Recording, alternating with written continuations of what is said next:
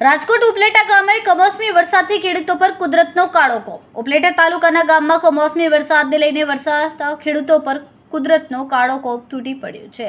અચાનક પડેલા આ વરસાદથી ખેતરોમાં પાણી ભરાયા હોવાની ખેડૂતોના મોઢે આવેલો કોળિયો છીનવાઈ ગયો. મગફળી 22 વીઘામાં નુકસાન, ઊભા પાકને વ્યાપક નુકસાન થવાની માહિતી મળી રહી છે. પાકના સોથ વળી ગયા હોવાથી ખેડૂતોની મહેનત પર પાણી ફરી વળ્યું છે. ઉપલેટા ગ્રામ્ય પંથકમાં ઉપલેટા તાલુકાના અનેક વિસ્તારોમાં હાલ ખેડૂતોની આર્થિક પરિસ્થિતિ કફોડી બની ગઈ છે. ખેડૂતો સરકાર સમક્ષ માંગ કરી રહ્યા છે કે તાત્કાલિક સર્વે હાથ ધરીને પાક નુકસાનની સહાય જાહેર કરવામાં આવે, જેથી ખેડૂતોને રાહત મળે. ખેડૂતો 1 વીઘાએ 25,000નો ખર્ચ કરેલ 5 મહિનાથી મહેનત પાણી ચાલી ગયા.